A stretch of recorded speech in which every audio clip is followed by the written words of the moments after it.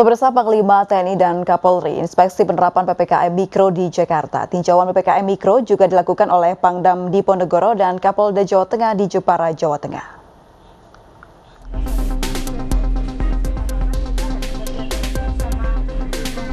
Panglima TNI Marsikal Hadi Cahyanto, Kapolri Jenderal Listio Sigit Prabowo dan Menteri Kesehatan Budi Gunadi Sadikin melakukan sidak di 3 lokasi di Jakarta.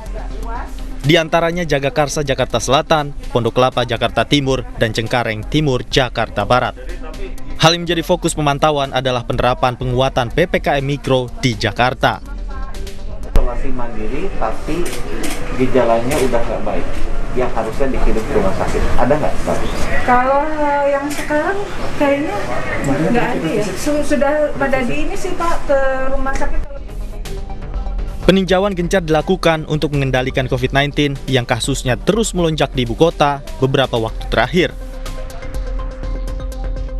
Sementara itu, penguatan penerapan PPKM Mikro juga dilakukan Pangdam Diponegoro dan Kapolda Jawa Tengah.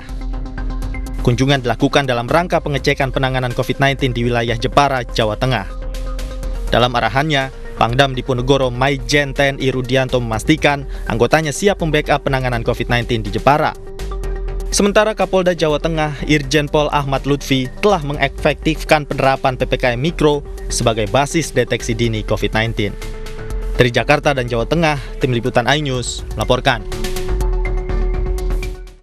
Seorang perempuan di Bandung, Jawa Barat mendadak viral di media sosial setelah mengunggah video pengusiran dari warga sekitar karena ia dan keluarganya positif COVID-19. Namun pihak kelurahan membantah. Jangan nangis.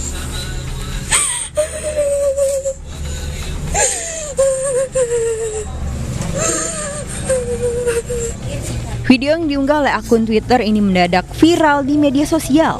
Dalam cuitannya, ia menceritakan bagaimana ia dan keluarganya diusir dan dicaci maki oleh warga, lurah dan RT setempat karena positif COVID-19.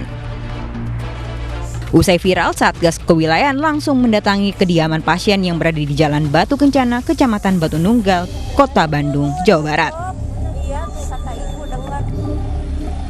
Petugas pun memberikan makanan kepada keluarga yang terdiri dari 4 orang yang tengah menjalani isolasi mandiri. Sementara itu, Lurah Gemuruh membantah adanya pengusiran oleh masyarakat sekitar. Menurut Nurma, kejadian tersebut tidak seperti yang diviralkan di media sosial. Sebaliknya, puskesmas dan warga sangat kooperatif. Pihak dari Puskesmas Gemuruh ketika menerima laporan otomatis harus melakukan tracing, kemudian juga harus melakukan seperti apa sih sampai sejauh mana nih keluhan.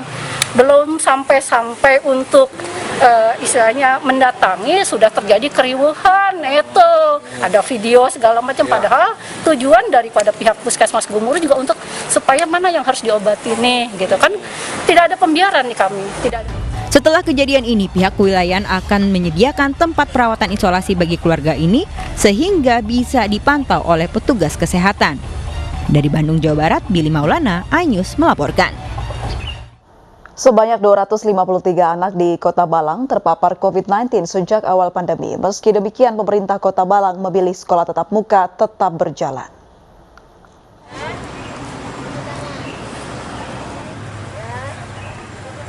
Satgas COVID-19 mendata 253 anak terpapar COVID-19 di Malang, Jawa Timur.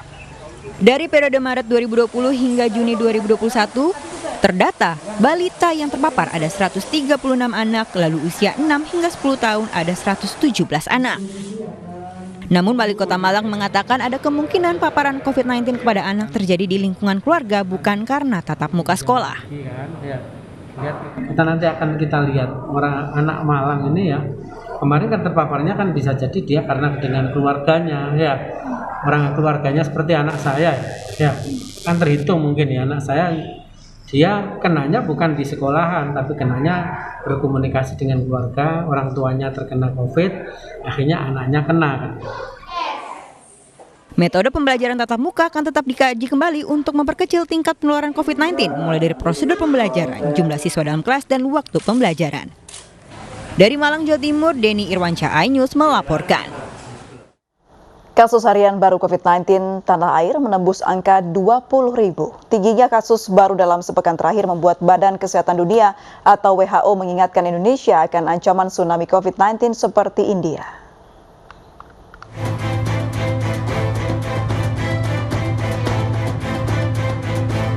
"20.000 kasus menjadi angka spektakuler kasus baru COVID-19 harian di tanah air setelah sebelumnya memuncaki angka 15.000 kasus per harinya.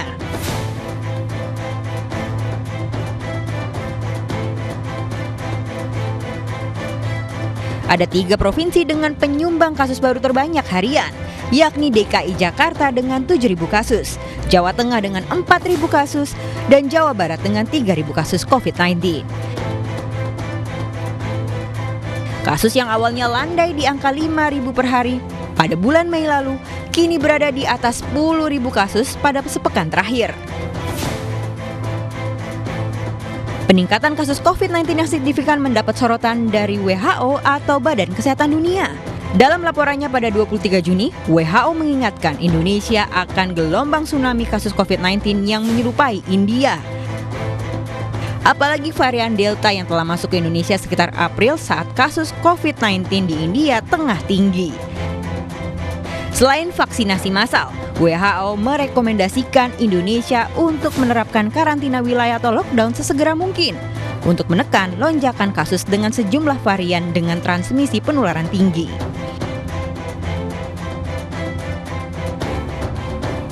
Presiden Joko Widodo pun menyatakan istilah PPKM Mikro dan lockdown tidak perlu diperdebatkan karena memiliki tujuan yang sama, yakni membatasi kegiatan masyarakat asal implementasinya tegas. PPKM Mikro dan lockdown memiliki esensi yang sama, yaitu membatasi kegiatan masyarakat. Untuk itu tidak perlu dipertentangkan. Jika PPKM Mikro terimplementasi dengan baik, tindakan-tindakan di lapangan yang terus diperkuat, semestinya laju kasus bisa terkendali. Persoalannya, PPKM Mikro saat ini belum menyeluruh dan masih sporadis di beberapa tempat.